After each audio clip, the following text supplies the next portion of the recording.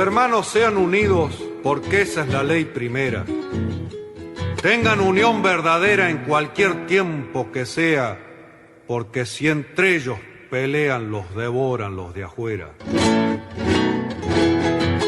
90 buques mercantes, 20 de guerra, 20 de guerra.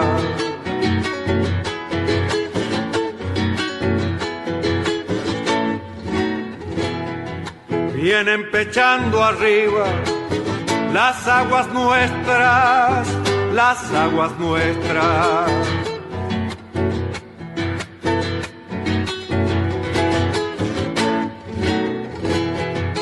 Veinte de guerra vienen con sus banderas, con sus banderas.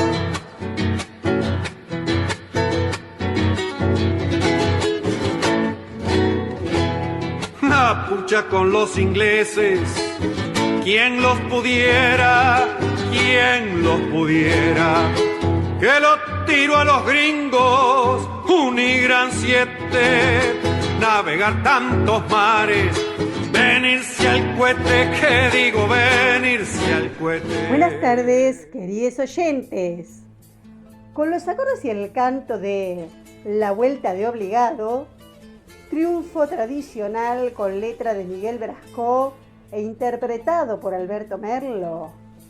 Hoy, 24 de noviembre, damos comienzo al programa 288 de Obligados a Volver. Programa que se transmite todos los miércoles y sábados a las 18 horas. Por nuestra página en Facebook, Obligados a Volver, programa radial. Obligados a Volver, un análisis de la realidad argentina y mundial desde nuestra mirada, que es nacional, popular, democrática, feminista, latinoamericanista, ambientalista y plurinacional. Obligados a Volver, porque como dijo el general San Martín, cuando la patria está en peligro, todo está permitido, excepto no defenderla. Recordando y reivindicando además nuestras consignas fundacionales: lealtad a Perón, Cristina Conducción. Dirección: Norberto Raful y consejo de columnistas y asesores. Locución: quien les habla, Marina Martínez. En la operación técnica, Nicolás Rearte. A continuación, Norberto nos comentará, como suele hacerlo, el temario de nuestro programa de hoy.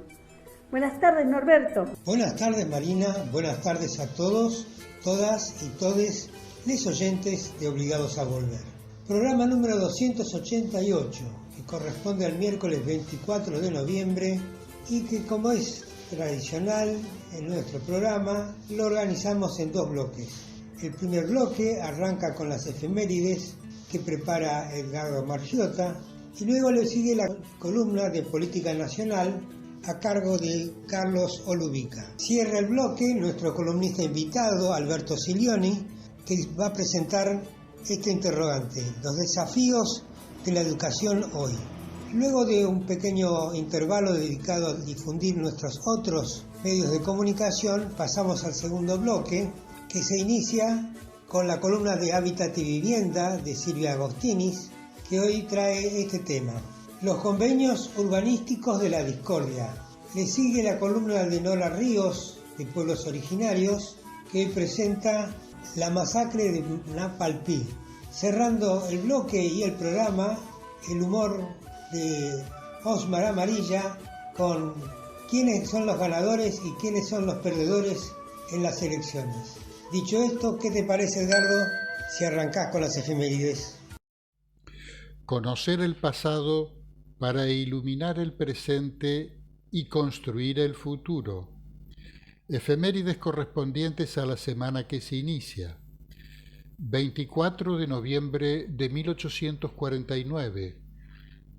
La Confederación Argentina, gobernada por Rosas, a través de su canciller Felipe Arana, firma con Gran Bretaña una convención de paz por la que el Reino Unido reconoce la soberanía argentina sobre nuestros ríos interiores y desagravia nuestro pabellón nacional. Habían transcurrido más de 2 años del levantamiento del bloqueo anglo-francés de los puertos del Río de la Plata y de concluida la denominada Guerra del Río Paraná. Un año más tarde, en 1850, se firmó un tratado similar con Francia.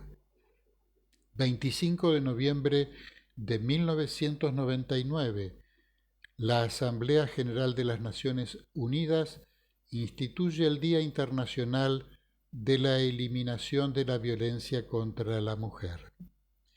27 de noviembre de 1943, Perón crea la Secretaría de Trabajo y Previsión, desde donde hizo realidad las demandas históricas de los trabajadores. 30 de noviembre de 1957, el Plenario Nacional de Delegaciones Regionales de la CGT y de las 62 organizaciones, reunido en el Hotel del Sindicato de la Alimentación en La Falda, Córdoba, aprueba un programa que plasmaba no solo las demandas más inmediatas, sino que incluía propuestas más generales de orden político y económico, que es conocido como Programa de la Falda. El mismo, junto al de Huerta Grande, de junio de 1962, y el programa del 1 de mayo de 1968 de la CGT de los argentinos, constituyen los lineamientos programáticos históricos del sindicalismo combativo. 30 de noviembre de 1985, los presidentes de Argentina y Brasil, Raúl Alfonsín y José Sarney, firman la Declaración de Iguazú, un acuerdo de integración que sentó las bases para la creación del Mercosur.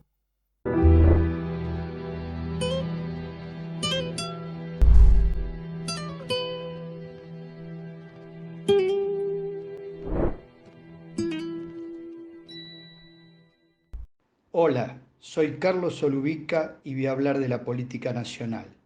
En el momento de realizar esta grabación es el lunes 22 de noviembre, cerca de las 18 horas.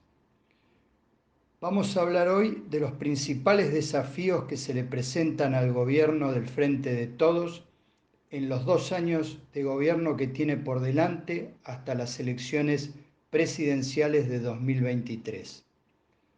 El primero y principal es el de la deuda con el Fondo Monetario Internacional. Lo ponemos en primer orden de prelación no por una jerarquización sobre los otros desafíos, como lo hacen los representantes del poder económico, sino porque del tipo de resolución que logre el oficialismo dependerán las políticas para afrontar el resto de los problemas. El gobierno se plantea 4 objetivos o condiciones para lo que llama el mejor acuerdo posible, que nunca será el ideal. El primero es la extensión de plazos para el repago de esa deuda tomada irresponsablemente por el macrismo, de la que, dicho sea de paso, siguen sin hacerse cargo. La posibilidad, conforme a los programas actualmente existentes en ese organismo internacional, es un acuerdo de facilidades extendidas que alargaría los plazos de pago hasta los 10 años.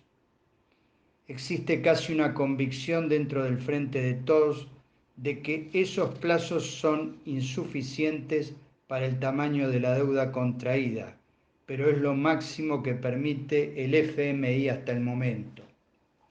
Decimos hasta el momento porque en relación a este objetivo, nuestro gobierno quiere incorporar una cláusula que establezca que, de implementarse en el futuro nuevos programas más beneficiosos, producto de la gran crisis económica mundial, automáticamente la Argentina pueda acogerse a esas nuevas líneas. El programa de facilidades extendidas tradicionalmente ha venido acompañado de exigencias de ajuste del gasto público y las llamadas eufemísticamente reformas estructurales. Este es un punto central de las discusiones que se llevan adelante con el fondo, donde las autoridades de nuestro país pretenden que el acuerdo no sea a expensas del crecimiento económico y de la inclusión social. En otras palabras, se rechaza el ajuste clásico de las recetas históricas del FMI. Otro objetivo o condición a lograr es un periodo de gracia de 3 a 4 años para comenzar a pagar, similar a lo que se acordó con los acreedores privados. El tercer objetivo apunta a lograr la eliminación del sobrecargo sobre la tasa de interés que se cobra a los países endeudados por encima de la cuota que les corresponde, que representa unos 900 millones de dólares por año. En este punto es donde el gobierno hace hincapié en la corresponsabilidad del organismo financiero con el macrismo en la generación de una deuda extravagante e insostenible.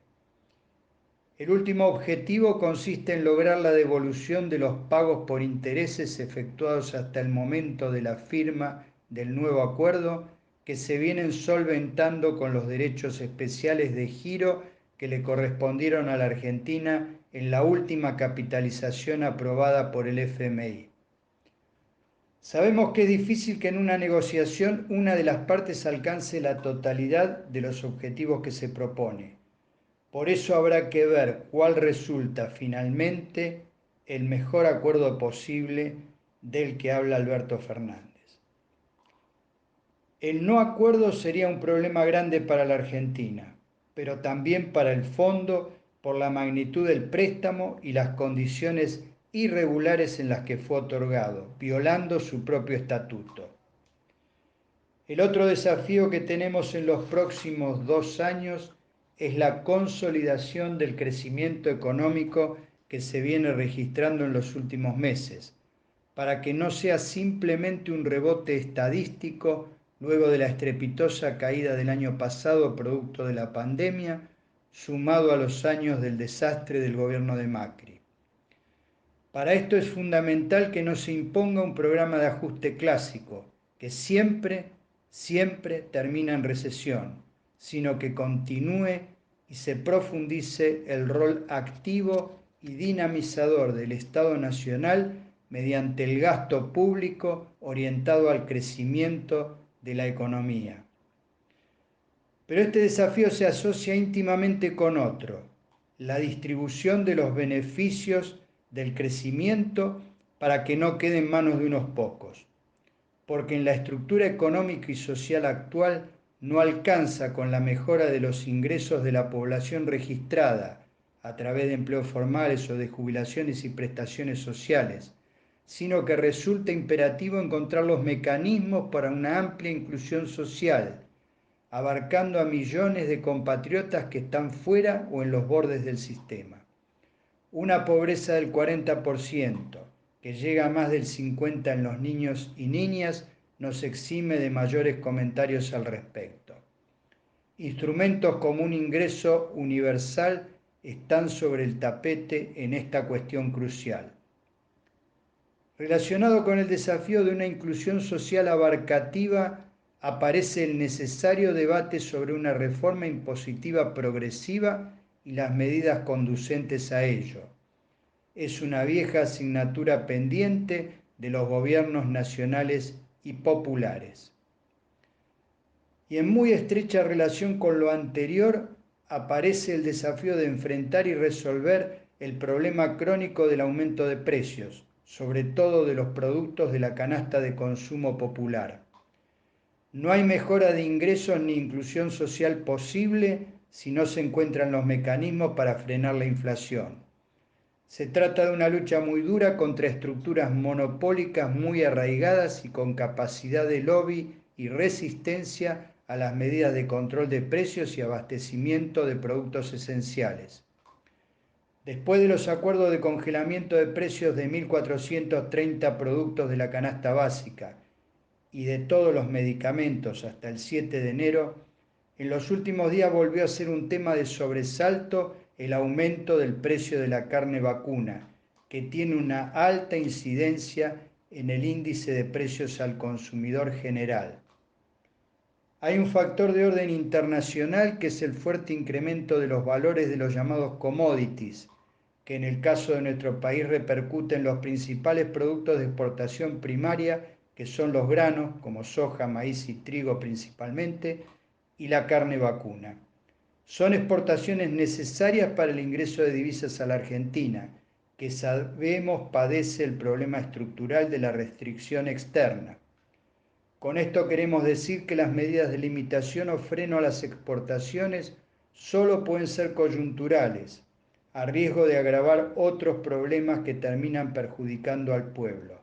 Por ejemplo, una devaluación por insuficiencia de dólares.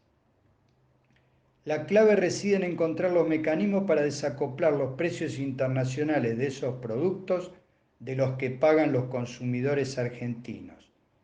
De eso se trata, de eso habla el secretario de Comercio Interior Roberto Feletti y es lo que están conversando y tratando de coordinar con él los ministros de Economía Martín Guzmán, de Producción Matías Culfas y de Agricultura Julián Domínguez.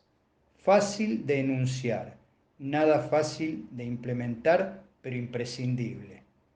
Como vemos, nuestro gobierno tiene por delante enormes desafíos que no pudo encarar adecuadamente en el contexto de la pandemia y que debe abordar ahora con urgencia y con un ojo puesto en continuar la campaña de vacunación para que una tercera ola de la pandemia no vuelva a frenar o retardar las acciones del gobierno en lo económico y lo social, porque no tendremos después un tiempo más para hacer lo necesario como lo tenemos en el presente.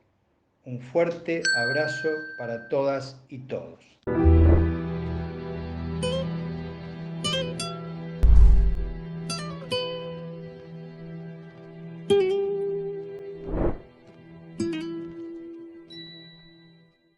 Un saludo a los oyentes de Obligados a Volver.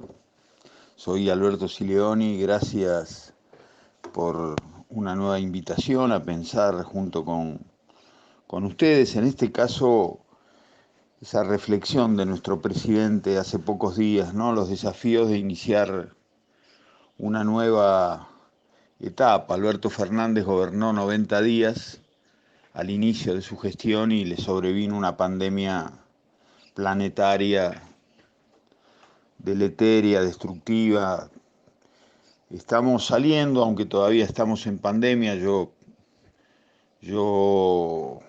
quisiera pensar que hay que trabajar con cuidado esa salida, porque puede haber un rebrote, pero de todos modos pareciera que está claro que pasamos lo peor. Bueno, en ese marco hay que pensar para adelante. El presidente nos invita a pensar los debates que nos faltan, las discusiones que tenemos que dar, y me parece que en educación, por supuesto, hay una que es excluyente, y que tiene que ver con la urgencia que dejó la pandemia en una sociedad que ya venía muy golpeada por 4 años de lo que fue, a mi juicio, el peor gobierno de la democracia, el neoliberalismo, ¿no? Una sociedad con 57% de niños pobres, una sociedad con casi la mitad de pobres. No es una sociedad medio pobre, es una sociedad enteramente pobre. Somos todos pobres porque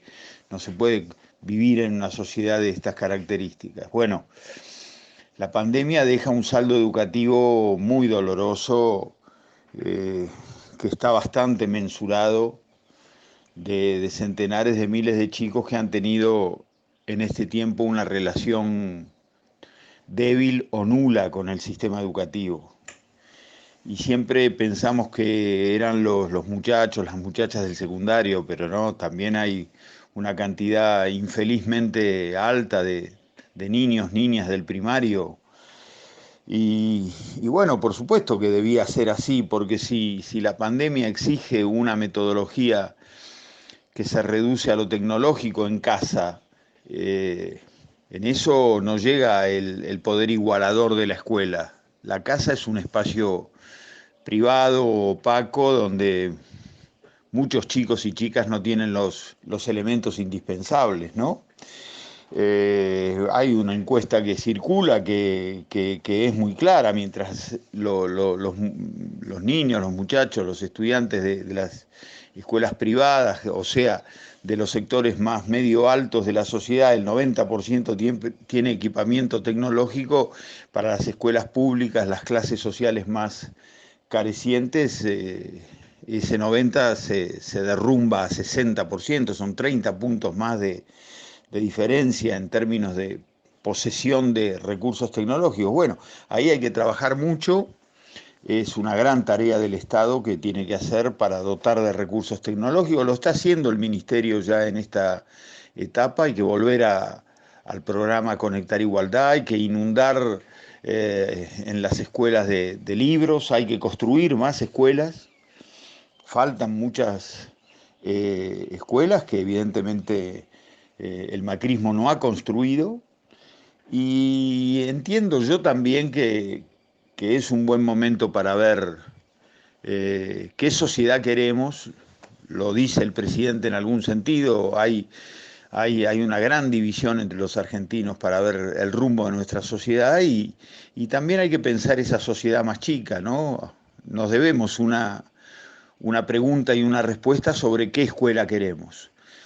Y en ese marco yo creo que debiera haber algún acuerdo básico que no es tan difícil, porque todo el mundo estaría de acuerdo con que los niños de 3 y 4 años vayan a la escuela, que se haga obligatoria la sala de 3, que todavía no lo es, que se construyan escuelas para esos niños, que se pongan los docentes que haya que poner para ellos, que haya más horas, hay que recuperar las horas que hemos perdido en la pandemia.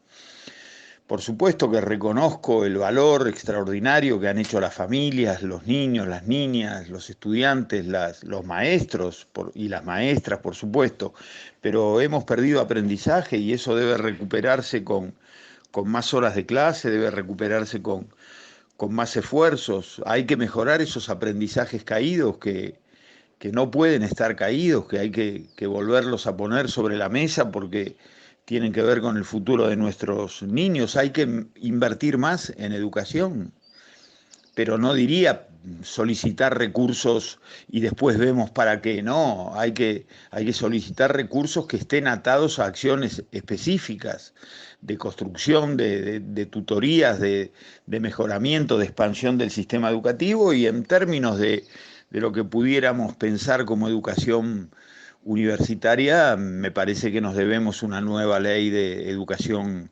universitaria. Bueno, no es sencillo, pero es necesario. La sociedad argentina ha pasado por un momento significativamente excepcional, lo ha capeado con valentía, como siempre lo hacemos, con imaginación, con actos, algunos que eran casi heroicos, pero hay que pensar cómo seguimos de una manera racional, inteligente y también con pasión. Somos un frente y eso nos ha hecho ganar el poder, y ese frente tiene la contracara de que tenemos que dialogar con todos y tenemos que dialogar con alguna parte de la oposición con la cual se pueda dialogar. Menuda tarea, pero yo creo que la sociedad argentina tiene reservas espirituales y inteligencia como para poder hacerlo. De nuevo, un saludo a Obligados a Volver y un agradecimiento por invitarme a pensar junto con ustedes.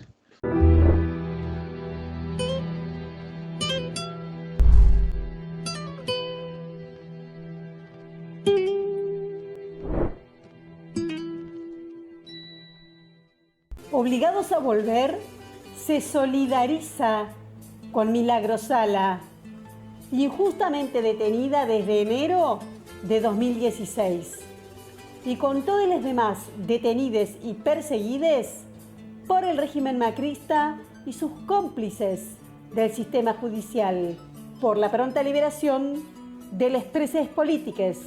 Tehuel, el joven trans de 22 años que salió el 11 de marzo de 2021 a buscar trabajo está desaparecida y hasta hoy no sabemos qué le sucedió.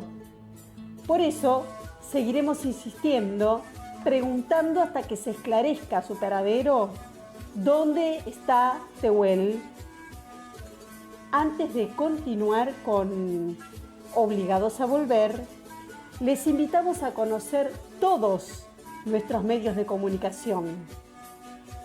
Nuestras páginas en Facebook, Obligados a Volver, programa radial, en la que además de transmitirse las emisiones de nuestros programas, se publican las noticias de política nacional. La Lealtad Política y Cultura, en la que podrán ver las publicaciones de cultura, noticias de la patria grande y del panorama internacional en general. Y el grupo de Obligados a Volver, dispuesto para el intercambio de información y debate entre nuestros oyentes. Además, tenemos el rotativo de Obligados a Volver, un servicio cotidiano de noticias, música y buen humor al que se accede adhiriendo a un grupo de WhatsApp. Les recordamos también que pueden suscribirse a nuestro canal de YouTube Obligados a Volver, donde pueden consultar los programas ya emitidos y material audiovisual en varias listas de reproducción. Ahora, además, les presentamos la entrevista, un encuentro profundo con personalidades destacadas los lunes a las 21 horas.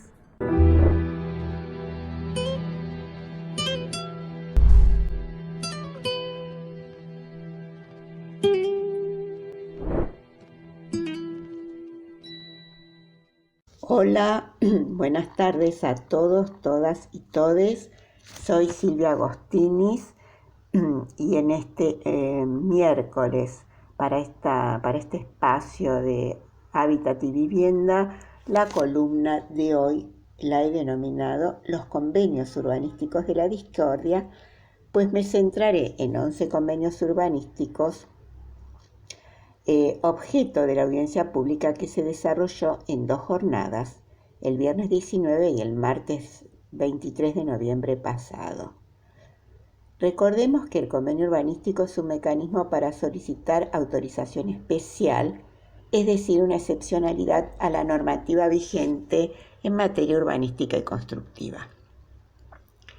En principio, la existencia de una herramienta para situaciones no previstas en la normativa no es lo criticable, sino el número de estos convenios urbanísticos, pues los presentados y que esperan su tratamiento son más de 100, y el nuevo Código Urbanístico y el de Edificación entraron en vigencia en enero del 2019, es decir, que en el 2021 está transitando su tercer año de vigencia. Fueron estos datos que motivaron mi interés por detenerme en los fundamentos dados para solicitar la excepcionalidad. De los 11 convenios, 5 se fundamentan en la mixtura de usos. 3 aportarán a la consolidación de los respectivos corredores. Ellos son el de Avenida Corrientes y Juan B. Justo, el de Avenida del Libertador y La Pampa, y el de San Juan, Avenida San Juan, en su cruce con Avenida Jujuy. En tanto, la parcela de Avenida Díaz Vélez, cerca del Hospital Durán, reconstruirá el tejido de la manzana y aportará un paseo urbano semicubierto. Todas las razones o fundamentos están escasamente desarrollados. Y dejé para el final 2. El de Campichuelo 644 al 6668, localizado en un área de prevención de riesgo hídrico y cuya razón es, abro comillas, ampliar un centro médico de vanguardia, cierro comillas. Sería interesante saber cuál. Y luego una edificación, en verdad un petit hotel, que está ubicado en la calle 11 de septiembre de 1888, bajo el número 1535, y que es una propiedad con protección patrimonial. Pero la propuesta es dejar el frente tal como está y hacer una torre detrás del frente. La audiencia se inició con la exposición del licenciado Aníbal del Olmo, director de Antropología Urbana, a quien le cupo la responsabilidad de exponer el sistema de puntaje utilizado por el gobierno local para analizar los pedidos de excepcionalidad. Lástima que en el expediente 2195J-2021, correspondiente a los 11 convenios urbanísticos en cuestión, dicho puntaje no pude encontrarlo. Siendo sincera y en secreto, les digo que la explicación del puntaje hecha por Del Olmo me supo a la racionalización de la arbitrariedad. Siguió luego el arquitecto Andrés Bortagaray, presidente de la Comisión de Urbanismo y Medio Ambiente del Consejo Profesional de Arquitectura y Urbanismo. En primer lugar, señaló la necesidad de un tratamiento por separado de cada una de estas 11 propuestas y no en un único expediente, como es el caso, dada la necesidad de considerar un sinnúmero de aspectos técnicos particulares. En segundo lugar, dejó en claro que no se oponen a la existencia de la figura del convenio urbanístico que ya existía antes de los nuevos códigos, sino al cómo se aplica dicha herramienta. En tal sentido, vale recordar la postura del Consejo cuando la audiencia pública por el convenio urbanístico de IRSA para el predio de la ex ciudad deportiva de Boca en la Costanera Sur. Fue su presidente, el arquitecto Riboira, quien explicitó el análisis sobre los convenios urbanísticos hechos por la entidad que los agrupa y el riesgo de un uso arbitrario de los mismos. El tercero y último de los puntos de la exposición del arquitecto Bortagaray que destaco es el que lo que ahora se estaría permitiendo contradice los fundamentos oportunamente explicitados para el nuevo Código Urbanístico y de la Edificación. La homogeneización de la altura y no más torres.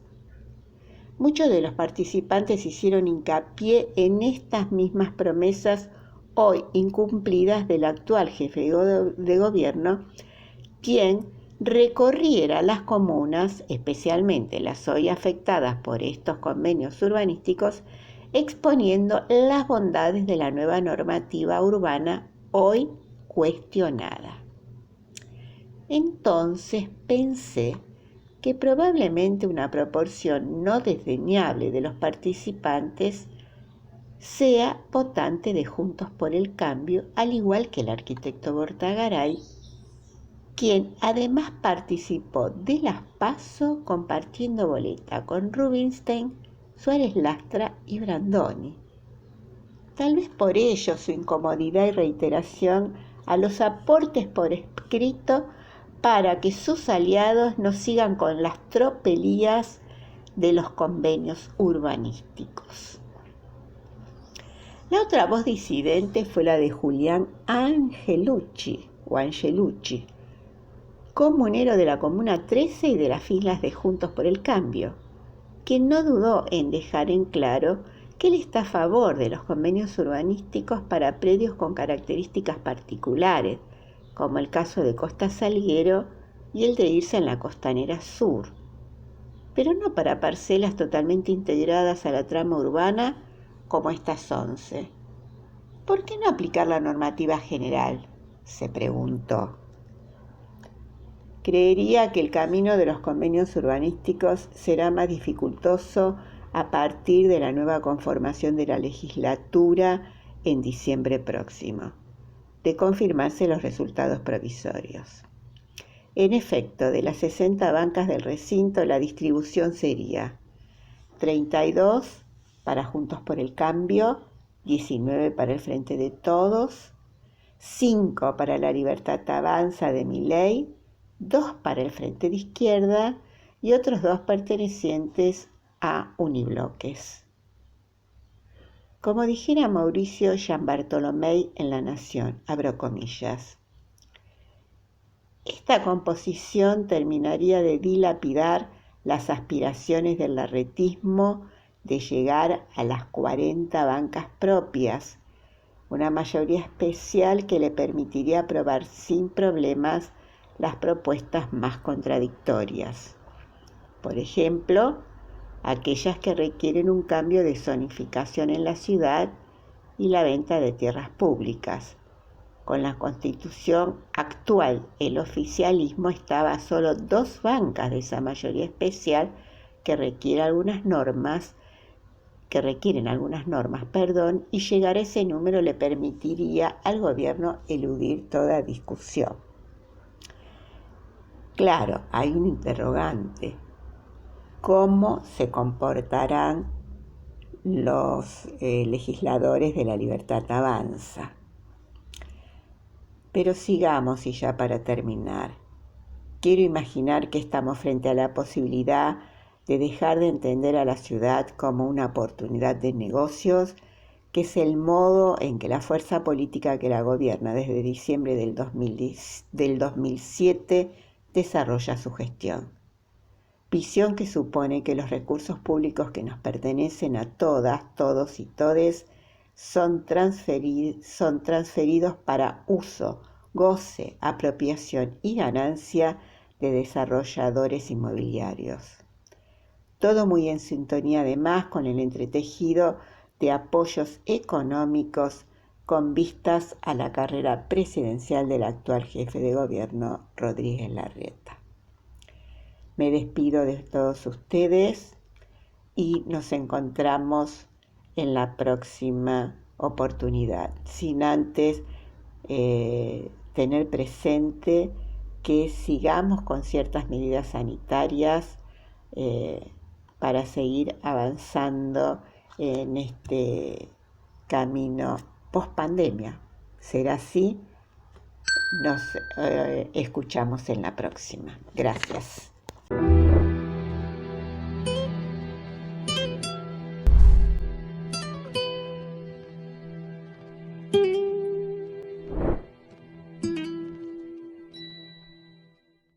Buenas tardes para todos. Soy Nora Ríos y otra vez más les hablo sobre lo que padecieron y padecen aún los pueblos hermanos originarios. Detalladamente hoy les quiero hablar de la masacre de Napalpí. La masacre de Napalpí fue una matanza cometida por el Estado argentino en la que resultaron asesinados entre 500 y 1.500 personas pertenecientes a los pueblos Cuom y Mocoví-Mocoy, realizada por una fuerza de más de 100 hombres de la Policía Nacional de Territorios, el 19 de julio de 1924, en el paraje El Aguará, en cercanías de la reducción aborigen Napalpí, ubicada en el territorio nacional del Chaco. La masacre fue cometida por fuerzas policiales, con participación de civiles, bajo órdenes del terrateniente gobernador Fernando Centeno, quien se hallaba bajo supervisión directa del entonces presidente Marcelo Torcuato de Alvear, perteneciente a la Unión Cívica Radical. Fue una de las masacres de mayor magnitud cometida contra pueblos originarios en la República Argentina durante el siglo XX. La reducción indígena de Napalpí a 120 kilómetros de resistencia era un espacio de sometimiento donde los hermanos originarios eran obligados a trabajar en condiciones de semi-esclavitud. En julio de 1924, las comunidades Cuom y Mocoví se declararon en huelga. Denunciaban maltratos y explotación por parte de los terratenientes y planeaban marchar a los ingenios azucareros de Salta y Jujuy. Pero el gobernador Fernando Centeno les prohibió abandonar el Chaco y ante la resistencia indígena ordenó la represión. Napalpí no fue una matanza aislada, sino una práctica recurrente del poder político y los terratenientes con mano de obra policial o militar para privar a los pobladores originarios de su forma ancestral de vida e introducirlos por la fuerza al sistema de producción. la violencia ejercida hacia ellos por vía política con la represión y por la vía económica tuvo como objetivo eliminar sus formas de producción y convertirlos en sujetos sometidos al mercado. Se comenzó a privar a los indígenas de sus condiciones materiales de existencia. Además de someterlos, el gobierno quería ampliar los cultivos, dar tierras a grandes terratenientes y concentrar a los indígenas en reservas. Algunas fuentes coinciden en señalar que no hubo resistencia alguna por parte de los indígenas, por lo que el hecho fue en la práctica un fusilamiento masivo, seguido de hechos aberrantes. Ninguno de los que cometieron la masacre murió o resultó herido. Alrededor de 130 policías y civiles, enviados por grandes estancieros, rodearon a los grupos en huelga y dispararon con rifles durante 45 minutos. Asesinaron a hombres y mujeres, ancianos y niños. El ataque terminó en una matanza total. Los heridos fueron degollados, otros colgados. En enero de 2008, el gobierno de la provincia del Chaco, a cargo del gobernador Jorge Capitanich, pidió disculpas públicas y oficiales por la masacre y rindió homenaje a la única sobreviviente, Melitona Enrique, quien cumplía 107 años ese día y que falleciera el 13 de noviembre de 2008. Los fiscales federales del Chaco argumentaron que la matanza se trató de delitos de lesa humanidad y analizaron la posibilidad del equipo de antropología forense para examinar la fosa común donde fueron depositados los cuerpos de los indígenas. Aberrante, terrible, triste, doloroso. ¿Cuánto ha pasado? Y hasta hace muy poquito seguimos escuchando todo tipo de atropellos contra los pueblos originarios. Debemos decir basta a todo esto. Debemos acompañar en cada reclamo a nuestros hermanos y que algún día, por fin, podamos decir, se terminó, basta. Será hasta la próxima.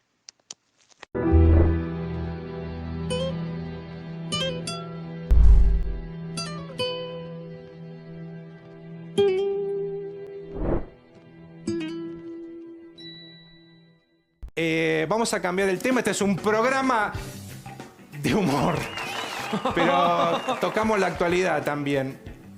El domingo pasado nos salimos al aire porque fueron las elecciones y el Osmar me dice: Claudio, quiero hacer un editorial sobre qué fue lo que pasó el otro día, porque parece que el Osmar tiene la teoría y parece que todos pensamos lo mismo, que ganaron todos. Así que le voy a dar una bienvenida con esta música al Osmar Amarilla. Hola, querido Osmar. Claudio, ¿cómo está?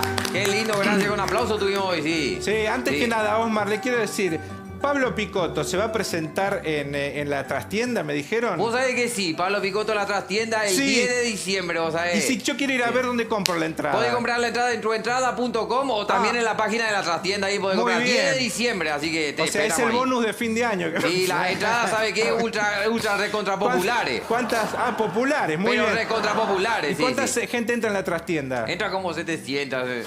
Así que por favor, el bonus, mira que... dígale a Picotto que nos invita a cenar a todos. Por favor, no, yo lo invito a la función, los invito, ya saben que ya están invitados. Bueno, están invitados todos si quieren ver a Pablo Picotto, creador de grandes personajes como este que tengo al lado. Voy a estar yo, por supuesto voy a estar yo cerrando el espectáculo. Muy bien. Sí, me han invitado ahí Estrella, el estelar. Muy bien, ya quiero ir. Bueno, ¿de qué va el editorial de hoy, querido Osmar Amarilla? Bueno, vos sabés que yo estuve justamente con todo lo que fue pasando esta semana que pasó. Digamos, estuve pensando un poco en la militancia, Claudio. Muy bien. Estaba pensando en la militancia. Estaba pensando esto, ¿para qué sirve la militancia y demás? ¿Viste? Porque como tuvimos el fin de pasado las elecciones y fueron de verdad un triunfo de la democracia, un triunfo posta porque ganaron todo, como bien dijiste. Todos ganaron, todos se declararon ganadores y la oposición tuvo su triunfo, triunfo, pensó que iba a ser más grande la diferencia, pero festejó.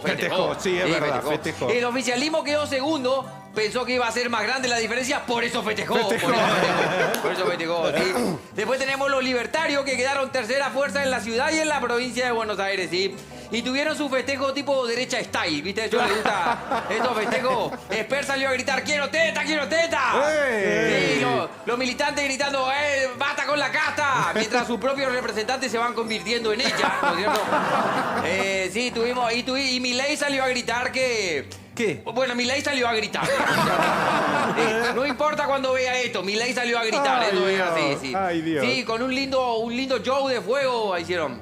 De fuego, no de fuegos artificiales, de fuego de arma de fuego también. Sí, porque no, terrible. Un señor ahí que salió a encarar a querer meterle bala al público directamente. La verdad, todo en medio de un acto democrático. Fue como ver a la libertad con el fascismo dándose un beso de lengua. Fue un poco bizarro todo.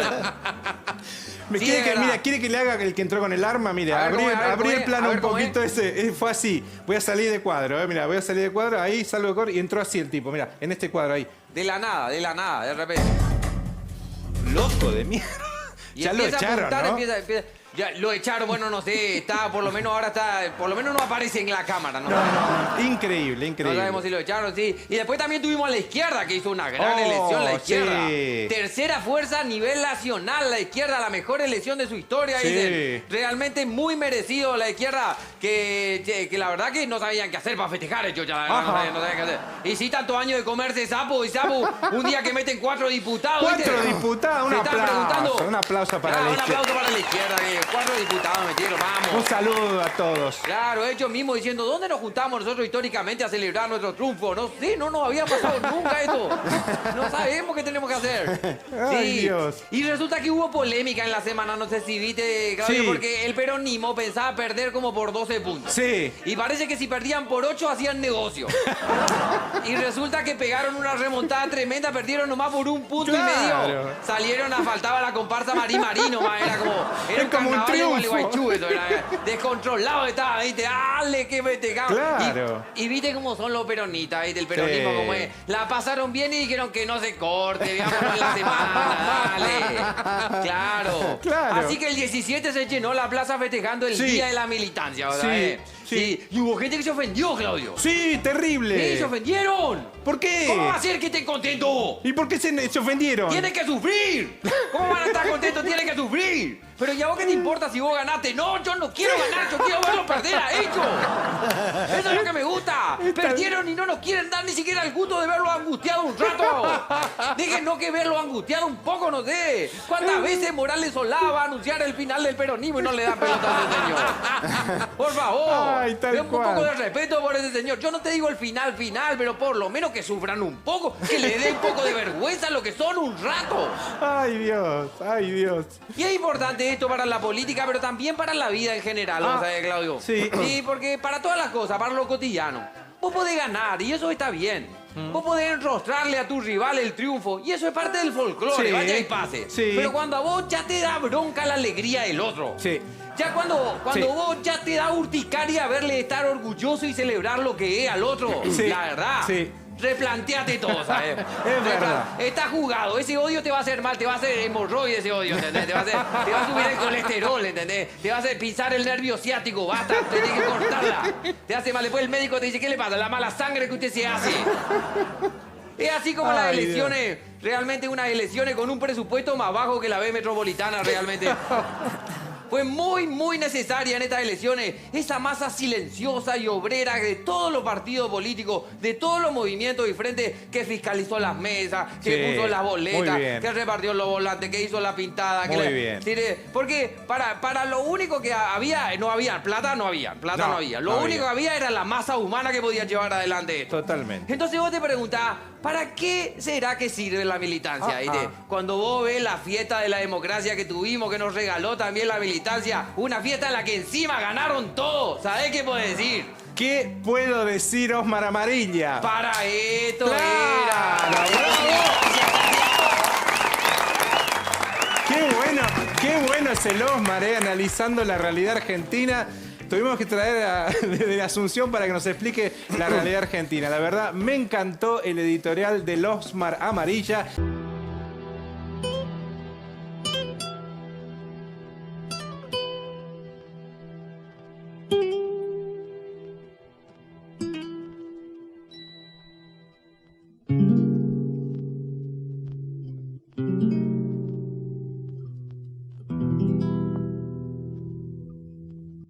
Se nos está terminando el programa. Agradecemos a nuestro operador, Nicolás Rearte, por su trabajo que nos permite salir al aire. A todos los oyentes por su atención, especialmente a los que ponen me gusta en nuestras páginas de Facebook. Antes de despedirnos, les recordamos que nuestro programa de radio, Obligados a Volver, se transmite todos los miércoles y sábados, siempre a las 18 horas. Este fue otro programa de Obligados a Volver, emitido desde nuestra página en Facebook, Obligados a Volver, programa radial. Volvimos, pero estamos obligados a seguir militando, porque la patria sigue estando en peligro, ya que la derecha reaccionaria conspira constantemente para derrocar a nuestro gobierno, que con sus aciertos y errores trata denodadamente de resolver las dificultades provocadas por las dos pandemias. Por eso, continuaremos con nuestra tarea, siguiendo el legado del libertador San Martín. Cuando la patria está en peligro, todo está permitido, excepto no defenderla. Recordando y reivindicando nuestras consignas fundacionales: lealtad a Perón, Cristina Conducción.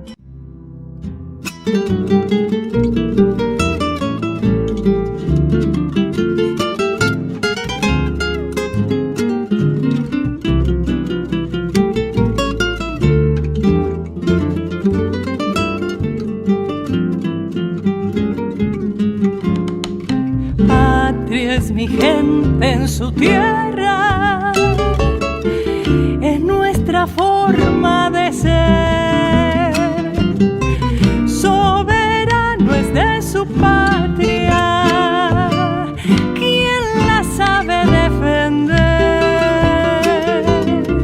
Soberano es de su patria, quien la sabe defender. Hombres, mujeres luchando, es codo a codo el deber, soportando el mismo fuego, antes muertos que ceder, soportando el mismo fuego, antes muertos que ceder. Pasará, pasará, río arriba el obligado pasará, volverá, volverá, y en quebracho quedará, volverá, volverá, y en quebracho quedará.